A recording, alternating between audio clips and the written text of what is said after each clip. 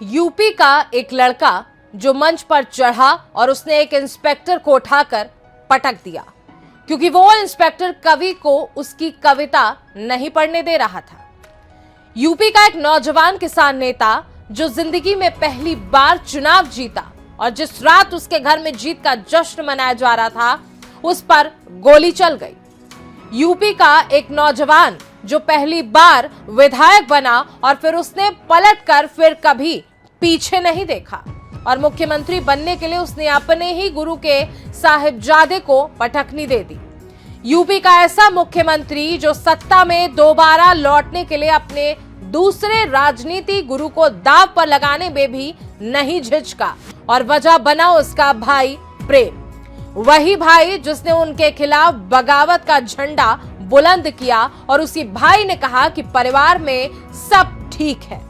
नमस्कार, मैं ज्योति श्रीवास्तव, आप देख रहे हैं हमारी खास सीरीज किस्सा उत्तर प्रदेश के मुख्यमंत्रियों का। आज कहानी उत्तर प्रदेश के ऐसे मुख्यमंत्री और राजनेता की जिसने भारत की राजनीति में उस मुकाम को हासिल किया जिसकी हसरत हर सियासी नेता करता है। जी हां, सही समझ रहे हैं आप। हम बात कर रहे हैं यूपी के 15वें मुख्यमंत्री बने मुलायम सिंह यादव की।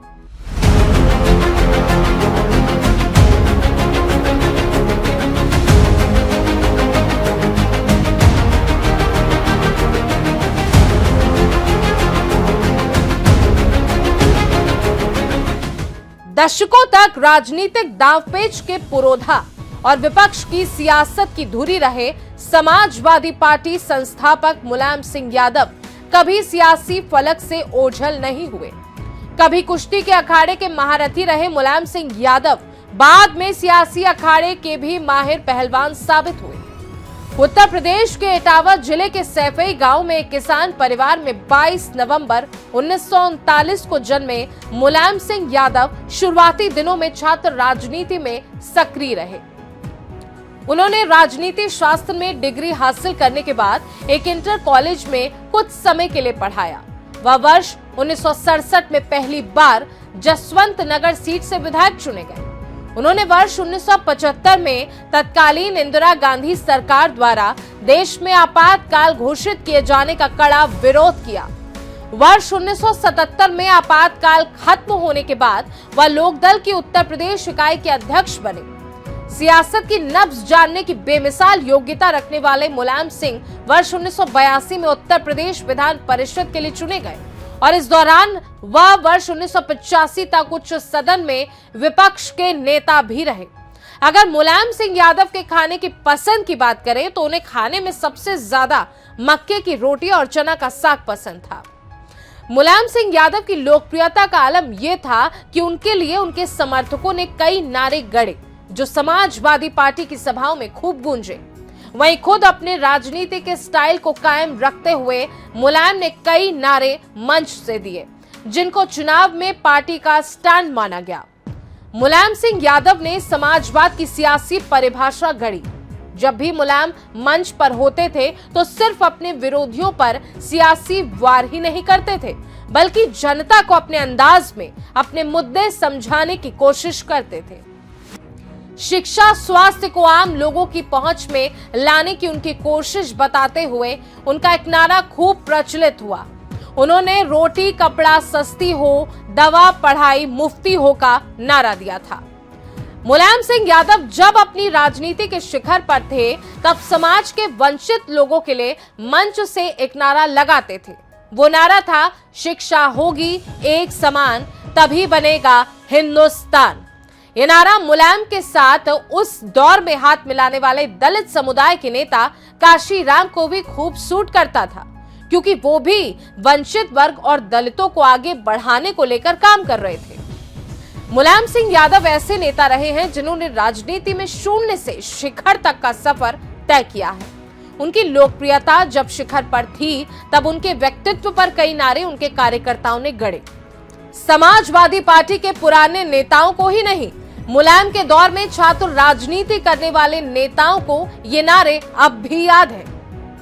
मुलायम सिंह यादव भारत और हिंदी बेल्ट की राजनीति में 5 दशकों से ज्यादा समय तक सक्रिय रहे। 55 सालों के राजनीतिक करियर में मुलायम सिंह यादव भारत के प्रधानमंत्री बनते बनते रह गए। वे देश के रक्षा मंत्री बने, 7 बार सांसद रहे और 8 बार विधानसभा में विधायक रहे और 1 बार एमएलसी भी बने। मुलायम सिंह की 55 सालों की राजनीतिक यात्रा उतार चढ़ाव से भरी रही है। ये गांव से एक साधारण व्यक्ति के निकलकर लोकतांत्रिक व्यवस्था में शीर्ष तक पहुंचने की रोमांचक कहानी है, जहां उन्होंने अपने नेतृत्व कौशल और राजनीतिक प्रबंधन के दम पर इंदिरा, राजीव और अटल आडवाणी के दौर में अपनी पहचान बनाई। 1996 में मुलायम सिंह यादव सहसवा सीट से विधायक बने, लेकिन 1996 में ही उन्होंने इस सीट से इस्तीफा दे दिया। 1996 में मुलायम सिंह यादव मैनपुरी लोकसभा सीट से पहली बार सांसद बने। 1998 में नेताजी संभल से दूसरी बार सांसद बने। 1999 में मुलायम सिंह यादव संभल और कन्नौज से सांसद बने। 2000 में उन्होंने कन्नौज से इस्तीफा दे दिया। 2004 लोकसभा चुनाव में नेताजी फिर से मैनपुरी सीट से उतरे और जीत हासिल की, लेकिन 2004 में ही उन्होंने इस्तीफा दे दिया। 2009 में मुलायम सिंह यादव 5वीं बार मैनपुरी से सांसद चुने गए। 2019 में मुलायम सिंह यादव एक बार फिर से मैनपुरी लोकसभा सीट से उतरे और जीत हासिल की। मुलायम सिंह यादव 55 साल के राजनीतिक करियर में 3 बार उत्तर प्रदेश के मुख्यमंत्री बने। नेताजी पहली बार 1989 में उत्तर प्रदेश के मुख्यमंत्री बने। उसके बाद 2003 फिर से यूपी के सीएम बने। 90 के दशक में एक दौर ऐसा भी आया जब नेताजी देश के पीएम बनते बनते रह गए। बात 1996 की है, जब मुलायम सिंह का नाम तय माना जा रहा था, लेकिन ऐन मौके पर लालू ने सियासी चाल चली और उनकी उम्मीदवारी का विरोध कर दिया। शरद यादव भी विरोध में शामिल हो गए। इस तरह से मुलायम का भी नाम पीएम पद की रेस से हट गया। आखिरकार एचडी देवगौड़ा देश के पीएम बने और मुलायम सिंह यादव रक्षा मंत्री। मुलायम सिंह ने एक बार कहा था कि वे प्रधानमंत्री बनना चाहते थे, लेकिन लालू प्रसाद यादव, शरद यादव, चंद्रबाबू नायडू और वीपी सिंह के कारण प्रधानमंत्री नहीं बन पाए। वहीं सांस की दिक्कत के चलते 10 अक्टूबर 2022 में मेदांता अस्पताल में उत्तर प्रदेश के पूर्व मुख्यमंत्री एवं समाजवादी पार्टी के संरक्षक मुलायम सिंह यादव का निधन हो गया।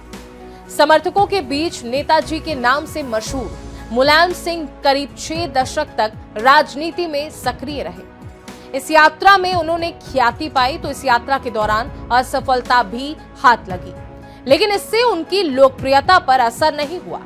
आज भले ही मुलायम सिंह यादव हमारे बीच नहीं है, लेकिन सियासत के गलियारों में उनकी छवि हमेशा एक लोहियावादी और समाजवादी के तौर पर हमेशा याद की जाएगी।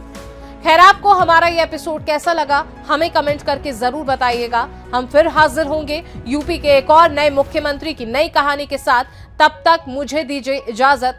नमस्कार।